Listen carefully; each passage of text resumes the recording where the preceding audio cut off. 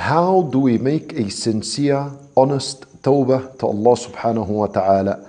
Allah Azza wa Jal, He said, Ya ayyuha alladhina amanu, tubu ila Allahi tawbatan nasuha. O you who believe, make a sincere and an honest tawbah to Allah Azza wa Jal, repentance. So that involves 6 things. Number 1, that you repent from all your sins, the minor, the major, the ones that you know, the ones that you don't know, the ones that you committed publicly, the ones that you committed privately, the ones that you committed jokingly, the ones that you did intentionally, unintentionally.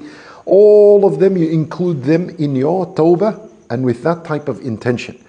Number 2, you must repent out of fear of Allah Azza wa Jal. So you're not repenting from the sins because they've just become boring and you've grown out of them. No, you must make the repentance because you fear Allah Azza wa Jal, and you fear the hellfire, and you fear the displeasure of Allah Azza wa Jal. So that should be the intention when you're making your repentance to Allah Azza wa Jal. Number 3, it must be in the correct time. So long as you're living, so long as the sun hasn't reached or come out from the west and your soul hasn't reached the throat, then every time would be a correct time for at-tawbah. If the sun rises from the west or the soul has reached the throat, it's not a time for tawbah. Tawbah will not be accepted, repentance will not be accepted at that time. Number 4 is that you regret what you did. You regret disobeying Allah Azza wa Jal. You regret that you used the blessings of Allah to disobey Him. Because every disobedience we do is with a blessing Allah gave us.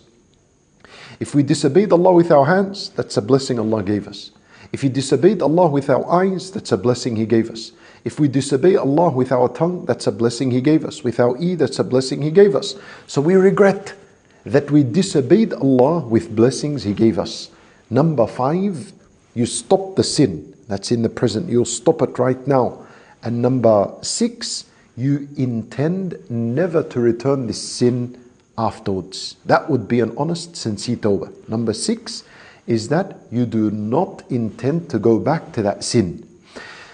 And the thing is, you might end up falling into that sin, but that doesn't matter. That will not invalidate your tawbah.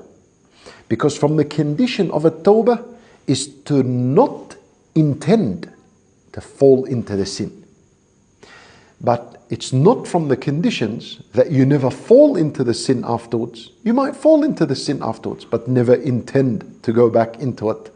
These are 6 matters. If you were to make sure of when you make a tawbah, then that means your tawbah is the highest and the strongest tawbah a human being could possibly make. We ask Allah Azza wa Jal to grant us a sincere and an honest tawbah in our life, and to grant us a sincere and an honest tawbah before our death.